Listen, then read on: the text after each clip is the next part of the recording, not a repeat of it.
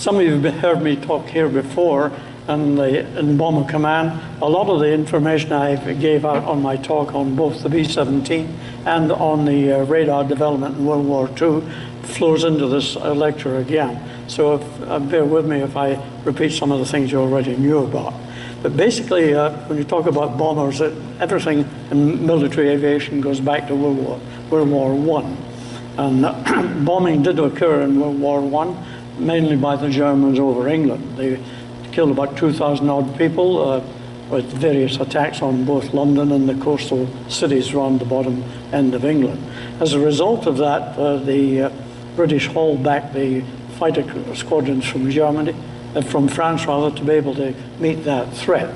As a result of that, the Germans switched to night bombing. It wasn't very effective, but it was sufficient to create a squadron called 151 Squadron. It was the first night fighter squadron in the Royal Air Force, and the Royal Air Force came into being on the 1st of April 1918. Boom Trenchard, or Air Marshal Trenchard, was put in charge of it, mainly because Churchill was very interested in air power. He'd seen some of the stuff in the trenches in World War I, and this was a logical explanation and follow-up. Unfortunately, after the war, the Americans, the Army held on to the Army Flying Corps and kept it, and we didn't get a U.S. Air Force until 1947, which was under President Trump here somewhere. But anyway, he wrote a book called Air Power, and this became the Bible of the Bomber Boys. And the Bomber Boys in the RAF, excuse me, the Bomber Boys in the RAF were Trenchard, and of course in America it was Billy Mitchell. And they got together in the early 1923 era and sort of pretty well formulated how their air forces would develop as regards bomber force. Dewey had said that armies fight enemy armies, navies fight enemy navies, but air forces fight enemy nations. And that became the sort of yardstick. One of the things he quoted was the bomber will always get through. Stanley Baldwin, the British Prime Minister at the time, he brought that up in the 30s as well. And that was pretty much the feeling that the bomber would always get through, which he did do in World War II, but at a high cost, as we'll see later on. So the third thing that happened, of course, in 1923 is I arrived on planet Earth around about December. So I tie in with somebody else there of not quite the same repute as the earlier people I mentioned. The RAF, by the beginning of the war, had left the fabric-covered aircraft, and this was pretty much well that we had. Starting with the first one up here, that came in later, was the Mosquito. These three here, the bottom one is the Bristol Blenheim. It was a light fighter bomber, carried a crew of 3, pilot, navigator, and a tail gunner at the back end. I did my gunnery training and bombing training in that up in Canada during the war. It was a real fun little airplane, quite quick for its era. Above it here was the Whitley, and this one here was called the Hampden, built by Hanley Page, who also built the Halifax that I flew later on. These two were basically light bombers. Now the Royal Air Force, I've written up here just something you might be able to read. It's difficult to see from the back probably, but it was divided up into groups in Bomber Command. We're getting about 20 or 30 cents a day. And he was given a 30 caliber machine gun, and that was the armament. They were moved to France to help in the Battle of France. The French didn't have much in the way of bombers, and even very, very few fighters. So they were not too happy at the thought of Bomber Command attacking Germany with bombs, so they sort of downplayed everything. The battle was sent over there as a sort of stopgap, and actually for training, they had to train over Germany because the French wouldn't let them train over France, in case that would entice the Germans to come over, as they did later on anyway, and Dunkirk followed, and the rest was history. Anyway, they were very, very light aircraft, dead easy to shoot down. The shot rate was horrendous. They sent them out, and even the Germans were embarrassed to shoot them down. They were that easy targets. So that was sort of pretty well wiped out. Groups 2 and 3 were the light bombers, which again were these ones up here, the Blenheim and these other two. The Hampden and the Whitley were mainly designed for army support work and no heavy duty load at all and no long ranges whatsoever. The blend was a bit of both. It was modified. Some of them were used as knife. 70% was explosive and 30% was the metal to keep it all together. The American stuff was usually about 50-50. As the war progressed, our bombs became much better. We went from TNT to RDX, and then eventually to another one I can't think of the name offhand, but it was much, much more efficient. Of course, the biggest bomb we had was 22,000 pounder, and that one was used by the Lancaster, which is that one up there, the top one. It had to take the bomb doors off to be able to carry that. The 12,000 pounder it could take internally. The Lincoln, which was the subsequent follow-on to the Lancaster after the war, it could carry to 22,000 pounds internally. So it's pretty neat indeed. I'll just mention a couple of things here with the bombs, as opposed to B-17 and American B-24, as opposed to the RAF. Our bombs were all stacked nose to tail, the whole length of the bottom side of the fuselage here. The Americans stacked them inside, one above the other. And that limited the size and limited the number, unfortunately. And the B-17 carried 4,000 and the B-24 carried 6,000. So it was quite a difference in loads. Now, up here, the first bomber that we had, the 4-engine one, was that one there, the short Stirling. Actually, it was quite long, actually, but the aircraft was brought into service in 1941. The next 4-engine bomber we got in the RAF was the B-17. We bought 20 of them. And if you remember that talk I gave on it, the crews actually trained on the base here in January of 1941. Now, the ones that we bought are not like the one we have sitting outside. It was the B and C models, and they had, we have a painting in the library, a very good one actually, showing the aircraft types, and somewhere in the 1,000-odd slides I've got them in combat and feed the information back to the Army Air Corps, which was a very good thing indeed. And of course, we had American liaison guys over there in civil clothes because America wasn't in the war at that time. So that was how we started off the bomber campaign. The start of the war on the 1st of September, when the Germans invaded Poland, that only took about 23 days and the whole thing was over. Britain and France declared war, and of course we'd signed a pact with the Poles that we'd come and help them, and we didn't have a plane that could even reach Poland, let alone go and do any sort of help to them whatsoever.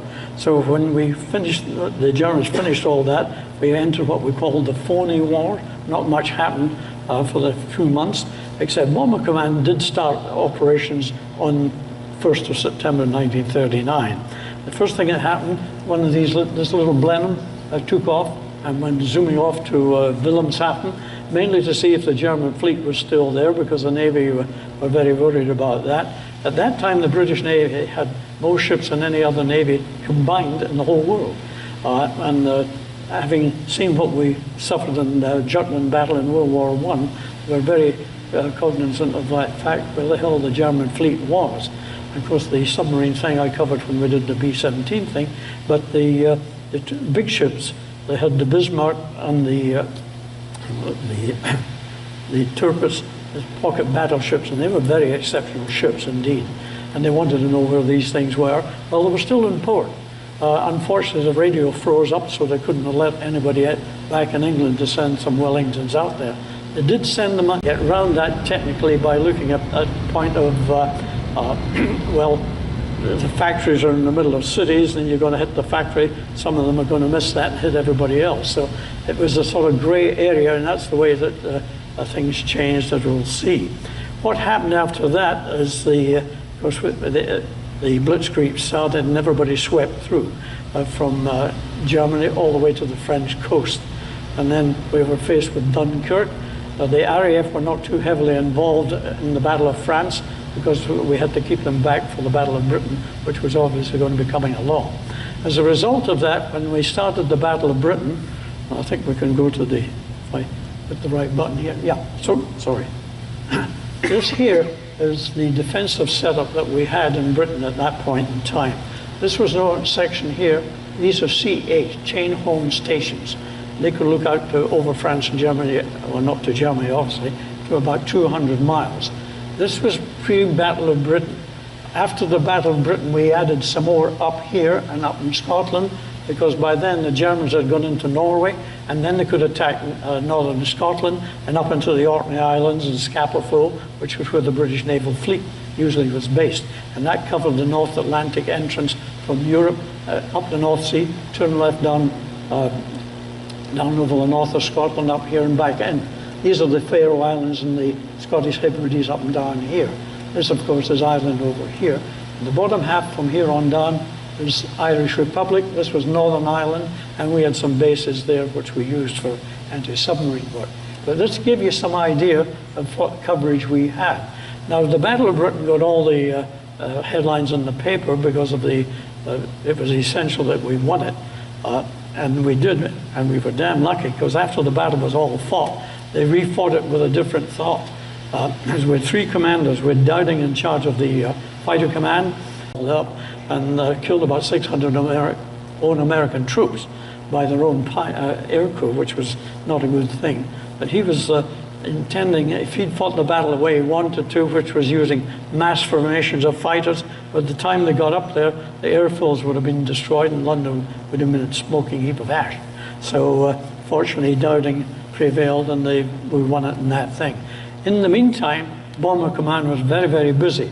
They were attacking the barges and the landing craft area and shipping up and down the French and Belgian coast, because they were really getting ready with Operation Sea Lion to come over into England, and we were able to use these light aircraft here, mainly, going back one here, mainly this one and some of these.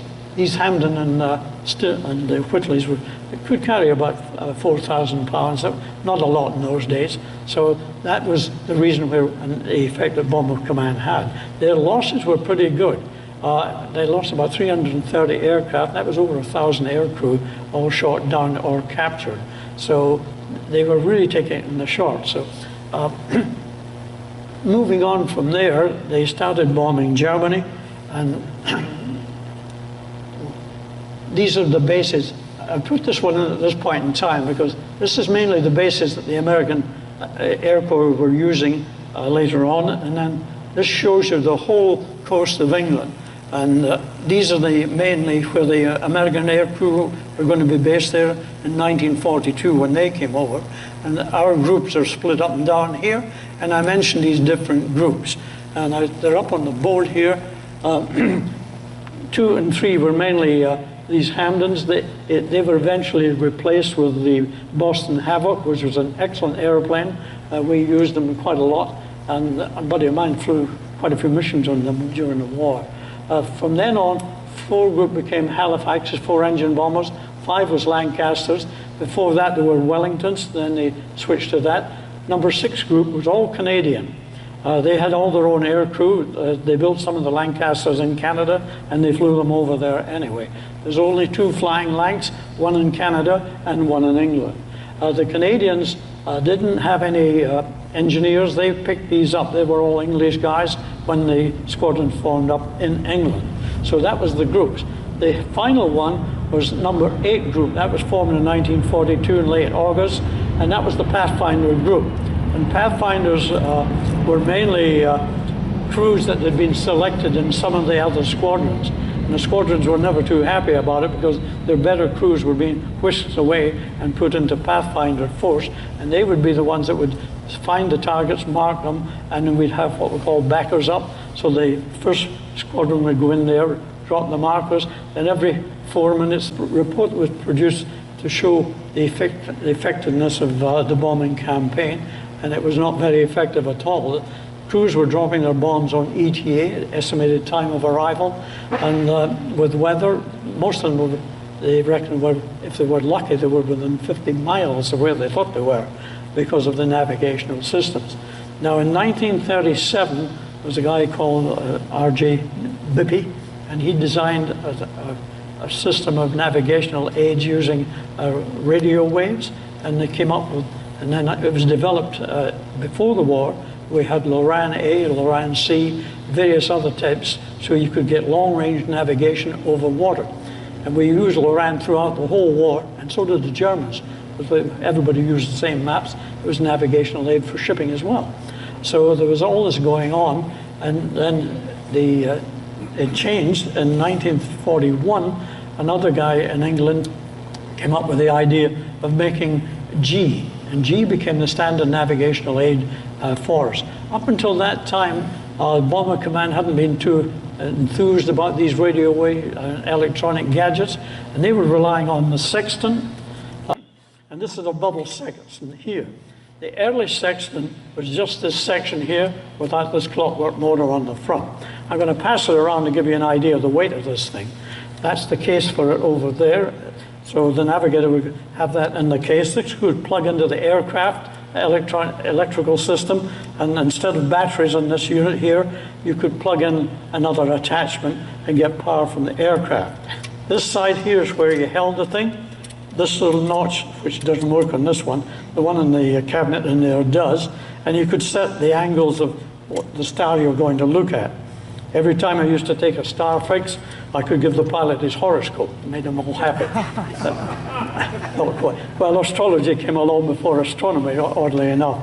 Anyway, the technique was, this is quite heavy, as you'll see, and that would clip inside the Astrodome, which is what you'll see. And then when you pull the trigger, you got your little trigger here, you pulled that locked it, and you could read off the altitude of the star. Then you go back to your tables, you'd calculate it all out.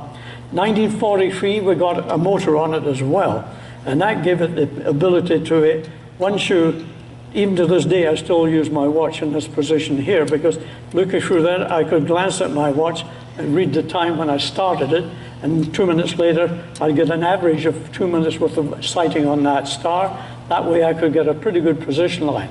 Then I had to calculate it all out. We were still using these in the jet age, back in the 50s, when we were flying the B-57, or as we called it, the Canberra, because when you were flying over in Africa in those days, they had no GPS in those days. This was what we had to get around. But by then, we would pre-calculate before you left the ground when you wanted to take a fix. So you'd take a fix on the star at that time. At the time, you'd already calculated one before you left, see the difference in them, and then you could plot it accurate and go from there. So I'll pass this around, you get some idea of the weight of it. You're not going to break anything unless you drop it, but it's got a very delicate and a very, very accurate instrument indeed. And of course, navigation, astronavigation goes back to, well, years and eons ago. Used to say man is not lost, but he gets awful confused. But basically, this is the original. That's not very bright. See if this one does any better.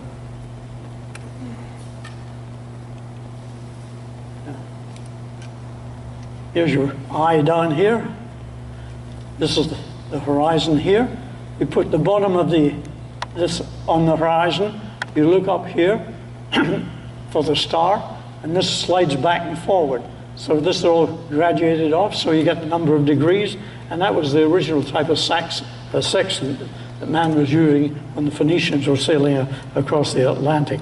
All very interesting stuff, quite historical, but it's sort of nice to know, and if we have an EMP, we'll all be back doing that. So anyway, that was the start of how bombing came into being. So in 1942, they got rid of the guy running bomber because they set up that we were going to follow for the rest of the war.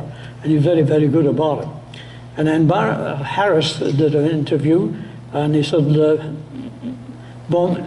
excuse me, I'll just quote to make sure I get it right. Bombing alone can never win a war. He says, we'll see about that. It's never been done before. And he intended to make it work. And he pretty well did. In the American Air Force, or the Army Air Corps, another man who had the same sort of thinking was General Curtis LeMay, and of course he commanded the 20th Air Force in the Pacific with the B-29s.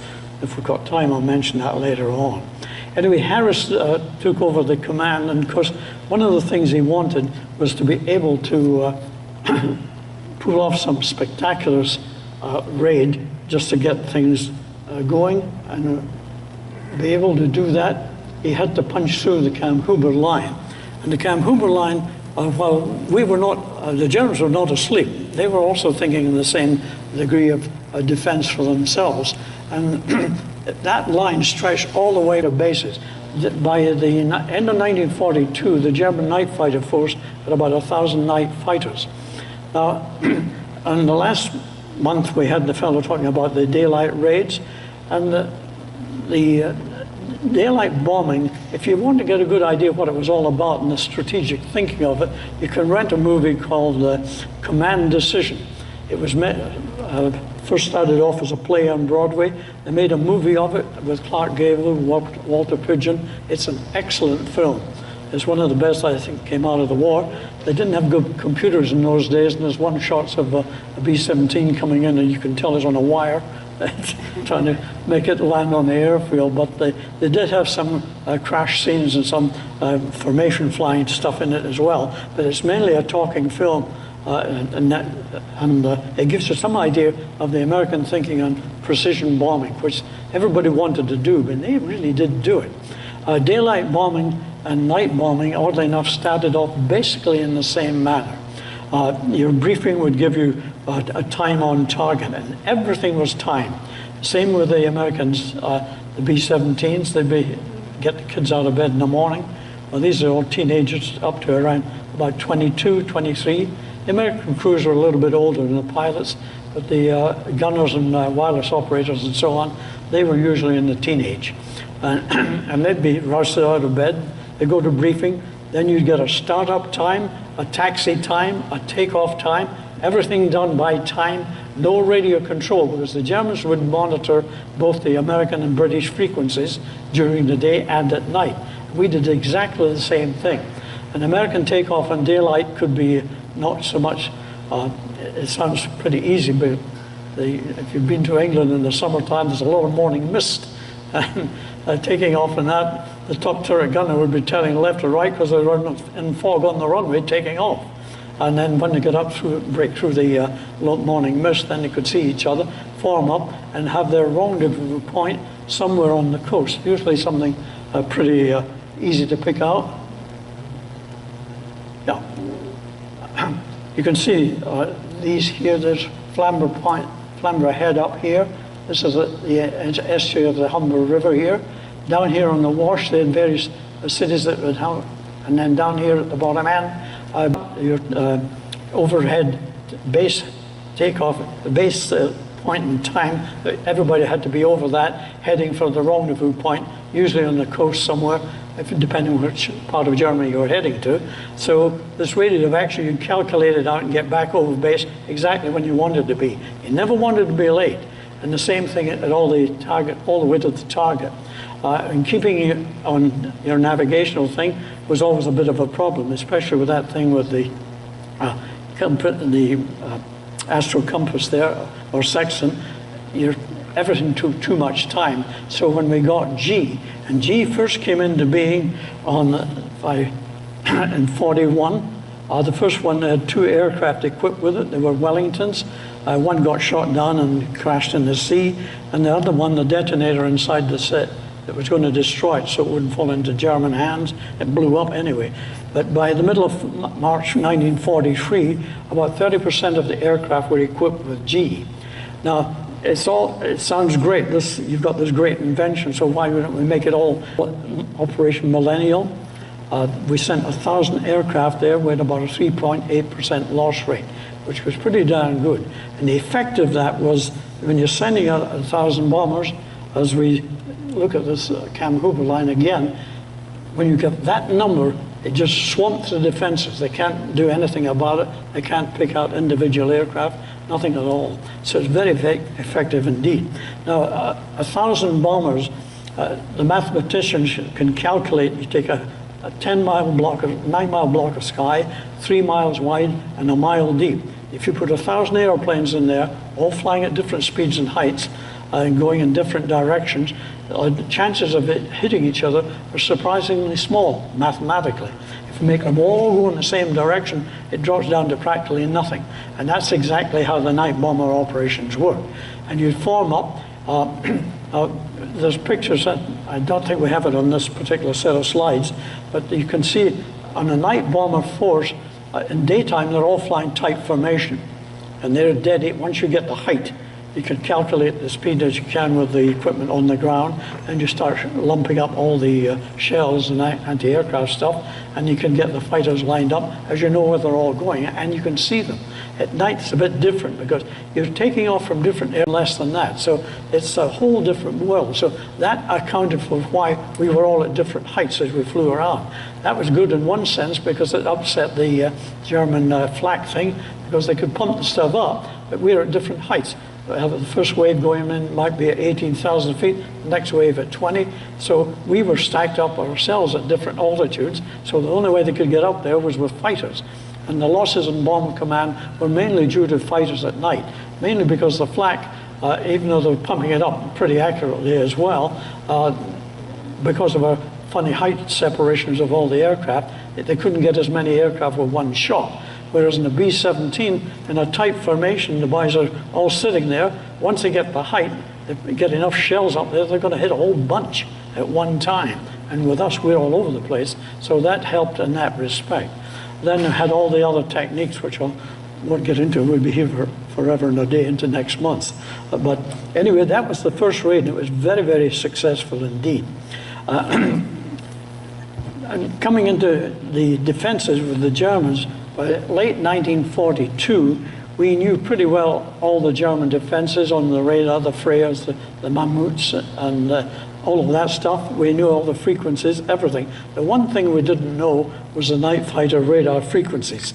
We didn't know if they were using infrared or pulse radar like we were. So they used a Wellington as bait. They sent it out there, equipped with all sorts of wavelengths that they scanned, which they did. And of course, they got shot up to Heligoland, but we found out that we'd heard the code word Emil, which meant the fighter was coming into attack on the German frequency, talking to the ground controllers. And then we found out what they were doing, and we now knew what the radar did, so we had plans to make use of that information. So we now had a Bomber Command getting a grip on what the hell was going on. Harris wanted big raids, and because with that you could do an awful lot more damage. I'd mentioned before when I did the radar thing, we had some of the Lancasters would have a German-speaking radio operator listening on the German frequencies. When he heard the German ground controllers directing a fighter, he'd chip in and say, ignore that, that's a limey. I'll take this course and go somewhere else. That way they were confusing it. So the Germans changed that. They started using women, so that we couldn't put women in the bombers speaking German. So with the BBC in London with the big transmitter, the Fighter Command said no way, because the Germans could use it. Well, Germans already had stuff called Dupel, which was the same thing, and they didn't want to use it in case it gave us the idea to use it. So this was a stalemate between the two sides. And by the time of 43 came along, 1943, the Bomber Command got the green light to use it. So they did that on the raid on Hamburg, and that was on 1943, July 24th. The effect was dramatic. We set the city on fire. It burned for 4 days, killed 45. It was a very, very effective raid indeed, and the loss rate in that one was only about 2.3%. The German night fighters were completely lost because they just swamped their radar. And the effect of dropping window, if you have your aircraft coming this way with the tail up here, and just throws out the windows coming out in packets about a year long, weighed about 2 or 3 pounds, and usually it was the engineers that went back to the flare chute and just stuffed them out there. And when if we look on the radar screen, this is the radar screen here on the ground, this is all blurry. You can't see a darn thing. It completely swamps it. The lead aircraft, of course, up there, he's spotted out anyway, but there's several aircraft all dropping this stuff, and the effect is you get this whole blanket effect in the air, all this stuff floating on down, and it completely screws up the radar on the ground. So that way you're pretty well covered. It worked very, very well indeed, and people. And the way a firestorm works is there's a light wind condition and the flames start to feed on themselves. That's all you need to get it going. And once the fire starts going, it burns up all the oxygen, and people die from asphyxiation rather than just from the burns. And of course, this was incredibly effective. It really shook up the German high command, because if this got out, they reckon another 4 or 5 of these raids and they'd lose the war. It was that bad. So that was the start of these various firestorms. That was the first one, and of course the big one that everybody hated to talk about even today is Dresden. That was in February 45, and I'll show you that raid later on. So that was the start of the heavy bomber campaign. I've got to watch my time here. You give me a second, I'd like a little sprig of gin here. I wish. Can't beat Bombay gin. Anyway, that was the first of the long raids. The easiest thing for us to do was the Ruhr. That was quite close. By this time, radar was developing, and we got OBOE, O-B-O-E. That was a code name for a very sophisticated system, and I think we have it up here somewhere, Paul. Oh, before we get to that, H2S. I'd mentioned that before. This shows you right here. This is the coastline. Right here, this is all ocean. This is the Wangaroos, the Frisian Isles up here. This is coming down into Bremerhaven, Wilhelmshaven down here. This is what the navigator is seeing here. When you send out a radar beam, if it hits the water, it bounces away. It doesn't come back to you. Hence, you get no returns from the ocean up there in that section there. When you hit a building, it hits the ground, bounces off the building, comes up and comes back. You get a very strong return, more so from a building than you do from just the land itself. So with the aid of that, we were able to navigate. And you could blind bombing with that as well, because you could offset it, you could move that whole picture sideways on your screen, and you could do blind bombing through cloud using H2S, which Pathfinders did quite often. One of the benefits, one of the other things that Bomber Command did, other than bomb Germany, we dropped mines. We sowed mines all over the sea and in the rivers and estuaries. In fact, we sowed 48,000 of them, and the Bomber Command sunk more ships than the Navy did. They don't like to mention that, but it's a fact. And 48,000 is a lot. Now, mining operations would sometimes go on during bombing raids, because you're doing it over the water anyway, and you had to do it from about 5,000 feet, because the mine, an area mine weighed about 4,000 pounds. It had a parachute on it, so you had to make sure the parachute had time to open up. And then the trick with the fusing and how it would fuse once it entered the water was something that the Navy never did tell us about, but we had a naval officer on every bomber base that were dropping mines. They mainly used the Halifax, Lancaster, and sometimes the Wellington. And the Wellington and Stirling were taken out of heavy-duty operations because they just didn't have the range and the bomb load. The Stirling was kind of an odd aeroplane because the bomb bay in the Stirling was very, very good, but it was split up into 3. And that limited the size of the bombs, and it couldn't take a 4,000-pound cookie, which was about yay wide in diameter, and the cookie was about 97% RDX explosive and about 3% metal just to hold it all together. So on a mixed load, you'd have a 4,000-pound cookie, and then half a dozen cans of incendiaries, and each incendiary was a 4-pounder. They were about that 10 inches long, and they were hexagonal, and they were all packed in there with little pins. And then when you dropped them out of the cans, they became live because all the little pins popped out. So they just tumble through the air because there's no aerodynamic shape to them at all.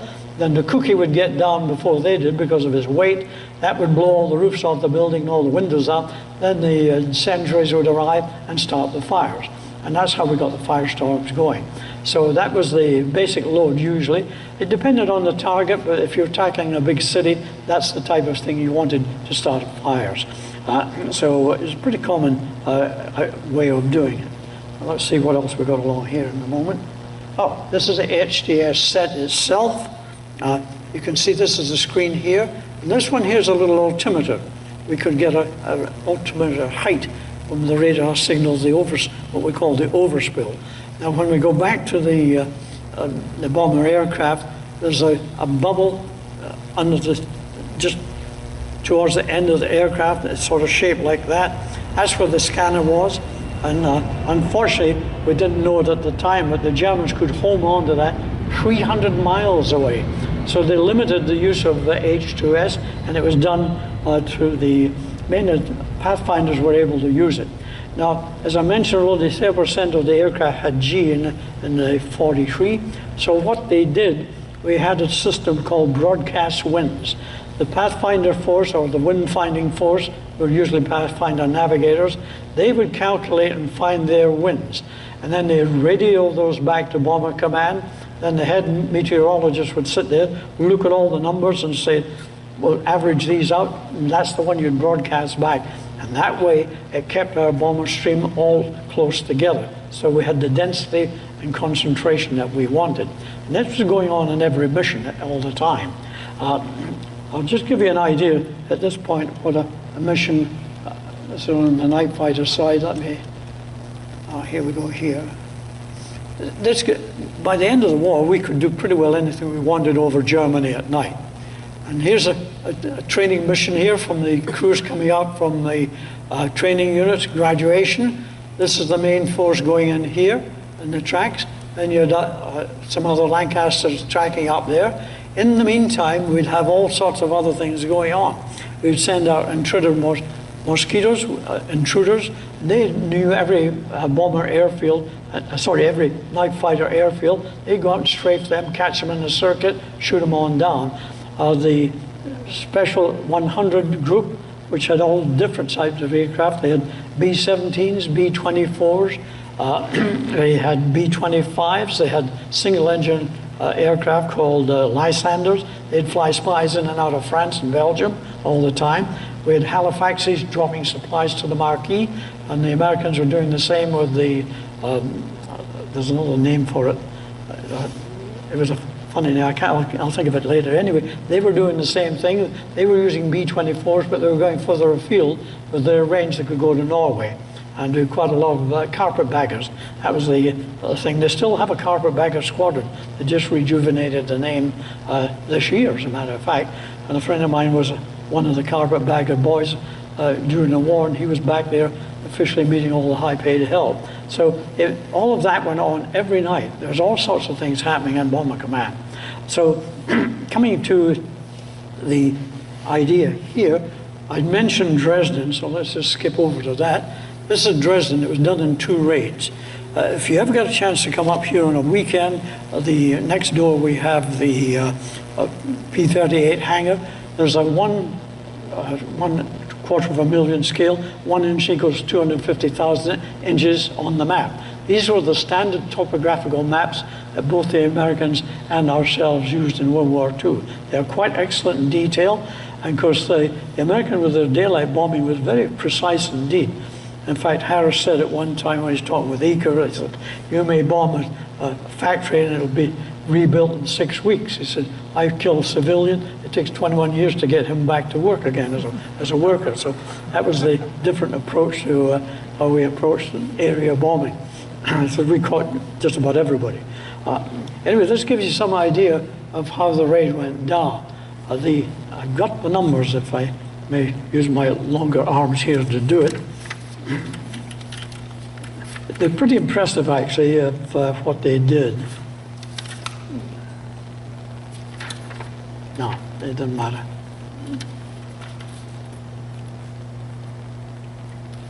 It comes up later on the actual summation I have at the end, so I can't reach it offhand. But anyway, it's academic.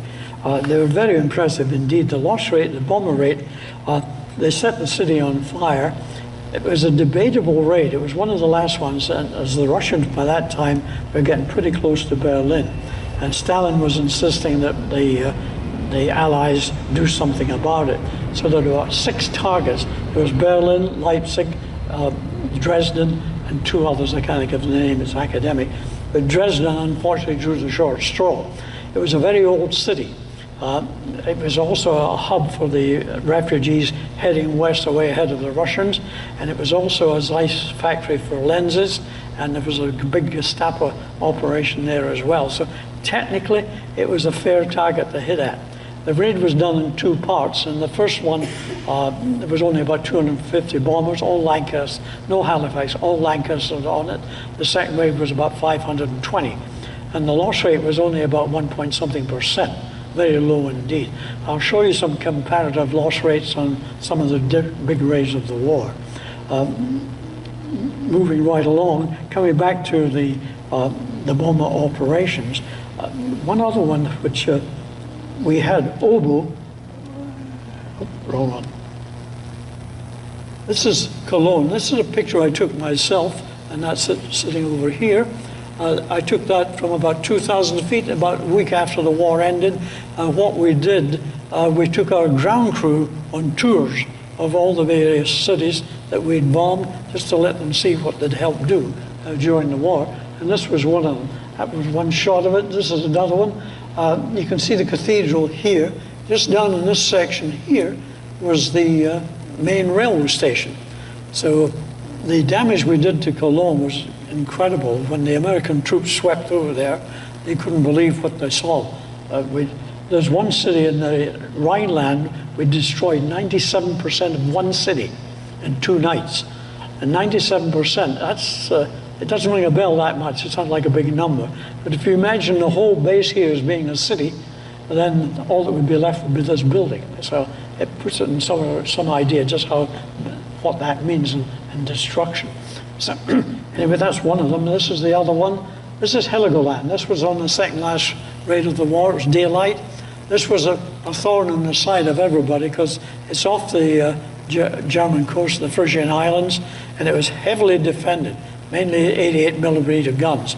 And the 88 millimeter cannon, as a result of the bomber campaign, British and American, round-the-clock bombing day and night, it tied down about 1 million gunners, and they made sure that the anti-aircraft, ammunition, the whole bit, all was supplied just to defend the homeland from the bomber fleets.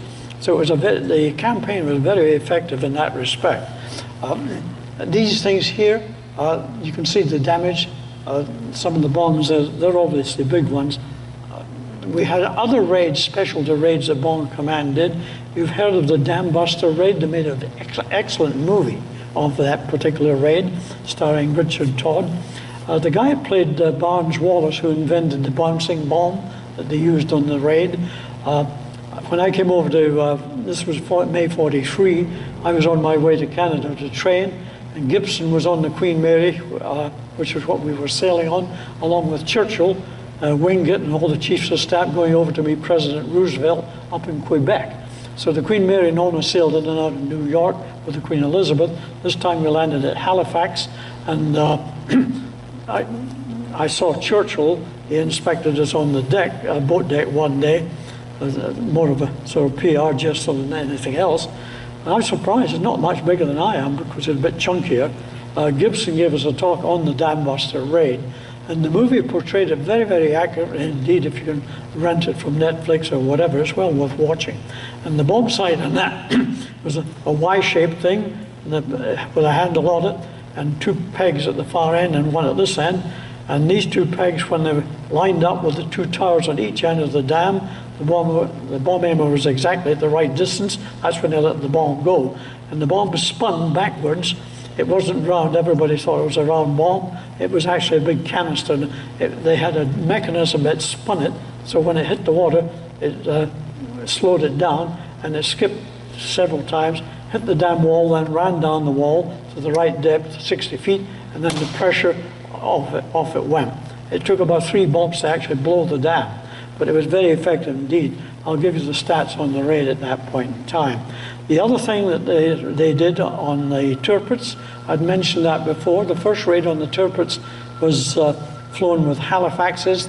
That was on, they had to fly up to Scotland, up near Inverness, so that they could get a shorter distance to Norway, as it was parked in the fjords. They didn't sink it, and they lost quite a few aircraft on that one. And eventually it got sunk with 617 Squadron, which is the squadron they formed purely for the Dam Buster raid. And on the Dam Buster raid, what they did, they picked all the top crews who had finished a tour 30 missions, and they were going to go on a rest thing. So they formed this squadron just for that one operation. And these were all highly experienced crews. And we lost about 7 of them out of the 19 aircraft. So it's not a good success, but the raid was a big success. Wallace, I met him after the war when I was lecturing at the Flying College, and he was an interesting man because he was basically responsible for the FB-111 that we have outside. That was our first, in the American Air Force, first variable swept wing aircraft. It was an interesting story on that, but I won't get into it, it'd take too long. But he was kind of a neat guy. He came up to the Flying College twice a year to lecture to these high-paid help who were going to be future air marshals and so on, running the Air Force. And he produced an airplane. It looked rather like the Concorde airliner with a very curved wing on it. But it wasn't until he saw the 747, 707 rather, with the podded engines that he changed his configuration. So if you lost an engine, you just altered the other one about 3 degrees. It took up the swing and thrust going the other way. Kind of a neat trick. Anyway, he designed it. If you wanted to make it a bomber, it had a shaped cone at the back end of the tail fin, and all it did was open up the cone and you leave the bomb behind you, and that would fall behind it, rather like a hen laying an egg. Kind of an interesting twist. And then the other thing, GH, oboe was the first one we had. That's where we were using mosquitoes for marking. And we had different techniques for marking a target. We had the, am I running out of time? No. 10 minutes. Oh, don't worry. So anyway, the oboe marking system was a cat and mouse station. The cat station would send out radio signals. They go out concentric, like when you drop a stone in a pond, the ripples go out. So you know the speed of radio waves, the speed of light, so you can calculate exactly. So the pilot, all he had to do was fly out, pick up the radio wave, the one that they wanted, and follow a curved path. And the mouse station would send a signal, and just about 10 minutes before he reached the release point, he'd fly a straight course. The trouble was you could only use one mosquito at a time, and it was every 3 minutes you could use one of these things. But that was sufficient. They could accurately bomb from 30,000 feet, the maximum error of about 100 yards, maximum. So that was pretty good with the very bright candle power of the flares that the mosquito would drop. That was the marker, and the main force would come in and bomb the markers. You'd have a master bomber circling the target area, depending on the type of attack. If the oboe had a 300-mile range, so if you're bombing just beyond the Ruhr, deeper into Germany, then the marker force, pathfinders, would send out mosquitoes, and the Mosey pilot didn't have a bomb sight, he had a chalk mark like that on the windshield. And they'd practice every day dive bombing. He'd go out at 30,000 feet, come down to the target area at 5,000 feet, in would come the marker force pathfinders with dropping flares, illuminate the whole target area. The master bomber would then identify the actual aiming point, dive down from 5,000 feet and drop his markers. Then he would direct traffic, bomb the red markers, overshoot by 2 minutes or 2 seconds or whatever, and you gradually increase the pattern all the way around, and the markers would be backed up by backers up, the Lancasters in the main force doing it. Everything, as I mentioned, was timed to the minute. You didn't want to be late. So it was the next person I was going to use it, but I better not. Anyway, the effect was very, very good. You can control the whole thing. And just the final one I'd like to mention was GH. That was oboe in reverse. We were just converting onto that in my squadron when the war ended. And oboe reversed the project. The navigator would use G to get all the way to the target. Then when he got there, he'd switch that off. He'd go to a J channel, a G channel rather, for GH, and he would then use the 2 cat and mouse stations as responders and use them, and that would send the signal back, so he could then direct the pilot on a curved path right up to the target. It became very, very, very accurate. The 8th Air Force used GH at the very end of the war, but the ones who used it the most were the Tactical Air Force, the B-26s. Once they'd established bases in France, we moved oboe over there. It was a very portable thing. I've got pictures of it. It's not much bigger than a couple of the size of that little engine there. So a little cabin thing, that was it. So they were used extensively because you could bomb day or night, in cloud or not. So it didn't matter. The B-26s did a great job with that and helping the Army move forward. So that was the bomber thing. And the final thing that, of course, was the D-Day. And I'd mentioned that, I think, before, but just briefly run over it. Was a Mrs. Curran, C-U-R-R-A-N. She was the one that designed window. And she designed a special window, and we'd captured a Freya radar in North Africa and shipped it up to off the coast of Scotland, reassembled it, got it all working. And of course, we'd raided one of the French coasts and grabbed one there as well with a technician and got that by, so we knew exactly what they were doing. And she designed a window which was about, each panel was about that long and about 6 inches wide, and it was 12 feet long. So that was folded up, concertina-like in the aircraft. And we had used 2 squadrons, 617 Squadron and 218 Squadron, which was the Sterling. They were from our 100 group. That was that special group that did all these spy stuff and so on. And what they did, they simulated a fleet moving over the ocean from Dover to Calais, the shortest distance that Hitler expected us. That would be the one we'd approach and do D-Day on. It didn't work out that way, of course, as we know. But what happened, they could simulate a ship of about 10,000 tons on the water, moving at 10 knots across the channel. And they did this. They had PT boats and motor torpedo boats, which is the British version. They had balloons with reflector radars in them. That was picked up by the Germans, and they were transmitting and jamming at the same time. So this whole Ghost fleet moved forward. Now the Lanks and the Stirlings, they do a race stripe pattern, and then each time they did one thing, they'd move it a mile further forward. So that way they approached France. As they got close to France, the PT boats were there, and they were broadcasting sounds of chains dropping and ships and dropping anchors and God knows what else. And they dropped some dummy parachutes and some real paratroopers as well in the area. And Hitler held everybody back because he was convinced this was the thing. Of course, the dawn came and everybody went home, and the D-Day guys landed down in Normandy. So it was a very effective ruse. It worked very, very well, all done by GH. Now, I know the nuclear bombs ended World War II, but radar really won World War II because when we invented the magnetron, that was given to General Electric at the time over here, and they went off like a dozen salts with the thing, and that's when we got SCR 720. They equipped their whole Pacific Fleet area with the submarines with the radar that they needed for the shipping against the Japs and so on. I'm not politically correct, so Japs was the term we used in World War II. So, same with the Krauts, old traditions break hard. But anyway, it was a very, very effective weapon system. So that covers pretty well how the Bomber Command operated. The cost was not cheap. Oh, that's the bomb panel in the British aircraft. And what you have here is the bomb release button. It was known as the bomb tit. Nothing sexual about it. It was just written up that way. This was the distributor.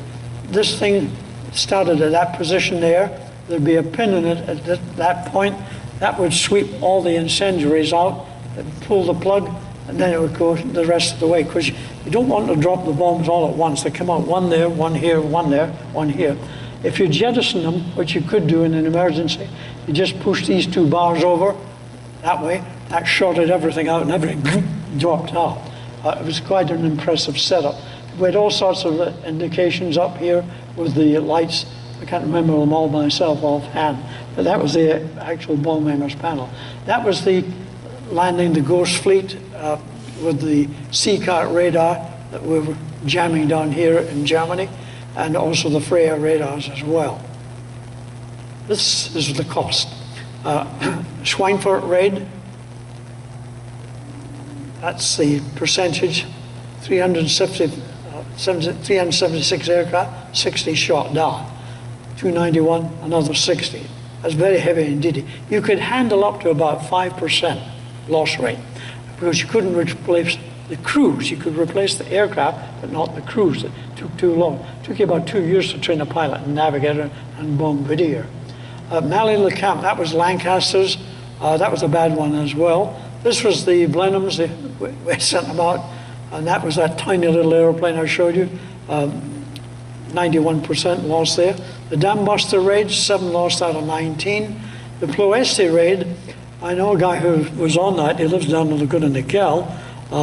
He wrote a very good book about it. I've always wanted to get him up here, but he's health-wise is not too good right now. But he was on that raid. In fact, there's a very famous picture where you see a B-24 coming out with the smoke behind it and the chimneys. That was his aircraft, the Sandman.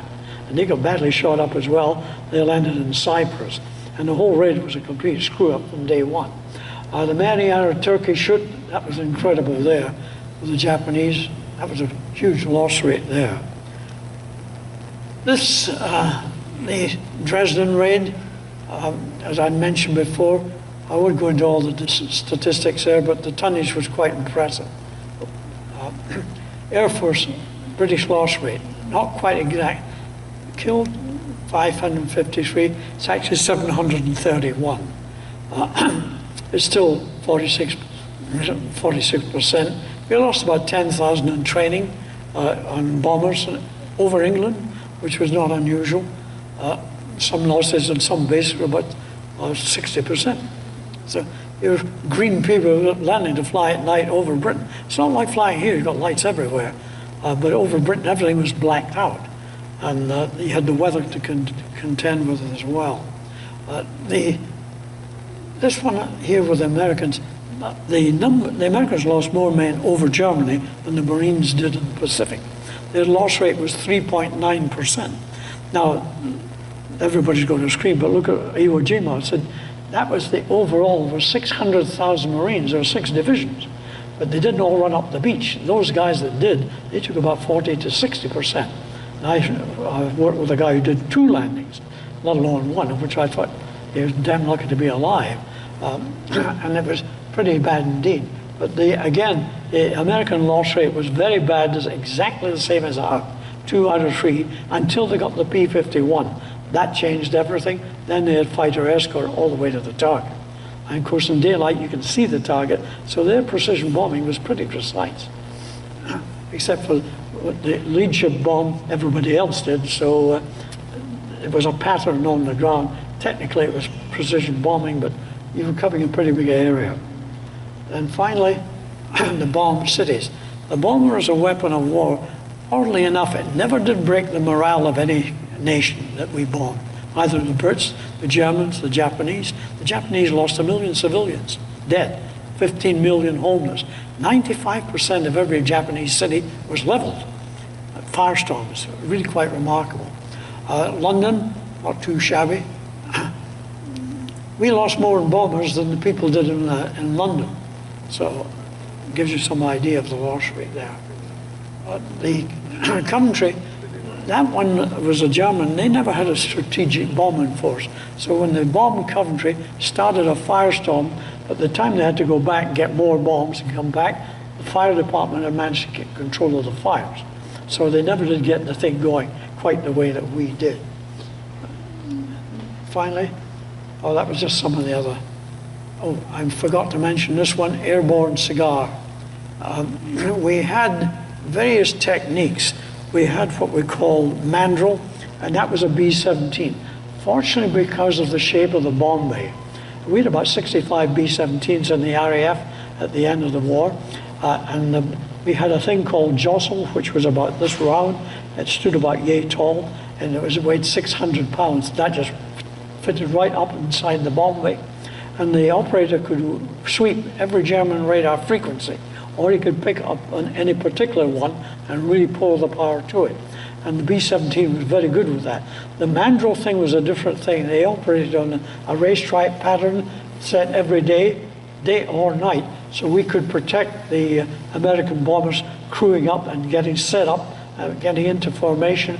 So we had a radar curtain stopping the Germans seeing them until they could pick them up visually, and when they crossed the French or German coast, of course they'd pick them up on their radar. But we could put up this sort of wall that they couldn't see a damn thing. So the B-17 and the B-24 did the same thing. So we used these quite differently. The Americans painted the B-24s black like ours, and they operate the carpetbaggers at night, and because they were dropping mainly spies in various parts all over Europe. And I think that takes us to the end. Oh, that was the G-box in the navigator's position in the Mosquito. This, that's oboe. That's the oboe chart. This is in the side of a Halifax. That's the G-box up here. These are the controls, the two timelines going over there, and pulses popping up and down on that one. This is the Dalton computer, which is, that's the outside of it, with a circular slide rule there. This gave you your drift and wind calculations on it here. This is the H2S there. This is actually fish pond, that's H2S there. Fish pond was the one that we could see up to 5 degrees above the horizon all the way around the aircraft. So we could see that any aircraft, all the other bombers on the stream would be showing up there. You could pick them up. If one started to make towards you, you could start a corkscrew and try and get rid of it. Up here, we have a VCR, which is, we had a distant reading compass. The B-17 outside, if you get in it, it has a liquid compass, like we have one in a cabinet in there. And when you move around, the aircraft moves around, that swirls around. But in the distant reading compass, it was down at the back end near the tail turret, and that's mounting on gimbals. So it didn't matter what the aircraft did, this thing stayed stable. So you got a very good reading. And that would show up in the bomb sight computer here, on our up here in this position, and a repeater up on the pilot's panel as well. So we got a very, very accurate reading on a compass. With this thing here, I could fool the pilot because I could adjust it. If I wanted to change course and make him think I give such a damn good course, I could offset it a couple of degrees, alter the variation, and he'd see the needle move, thinking he hadn't been concentrating. He'd correct it, and then we'd get there, and he said, "That was a hell of a course you gave because we didn't change anything." I said, "Yeah, pretty good navigator." So you could fool. Pilots are easily gullible. So anyway, that's some of the equipment that we had in the aircraft. We had IFF, which is identification friend or foe. We had tinsel, which was one thing that the wireless operator would listen to certain frequencies. If he had a German voice, he could switch on the speaker microphone behind the supercharger, which would make a hell of a noise and just drown out all conversation. We had Boozer, which was another device that had red, green, and yellow, and that was a radar device that would tell you if you're being tracked by searchlights, which was dumb because you could see them, but anything else is supposed to give you some warning you could start corkscrewing. They took it out because people were corkscrewing all over the place because the thing never worked right. The IFF, they had a J switch, which we're not supposed to use because they said that was a jamming device that would jam the German radar, but it didn't. They let the German radar hold on that device. So that one was taken out, as was Monaco, which was a tail warner. And I showed you briefly as we skimmed through a bunch of them here. Oops, that's yours truly. Yeah. You want to see that? That's you. Yeah, that was me, I think. Whatever, it won't come back, Paul. Oh, I think let's see. I think we did this. It doesn't matter anyway. The one I wanted to get to was, we used to use Mosquito night fighters in the bomber stream for escort work. And they had used Monica, which the Germans picked up. We didn't know about that till one of them landed in England. I ran out of fuel. They'd been using a compass. They said red on blue, but the wrong way around. That's handsome swine up there. You see the mandatory. Yeah, that's the G-box. Yeah, right. That's the old nav table there in the Wellington. You can see the geodetic construction up here. But we'll just go back to I noticed you didn't have Hamburg on that list. No, I didn't have the pictures of it. No, I mean the casualties.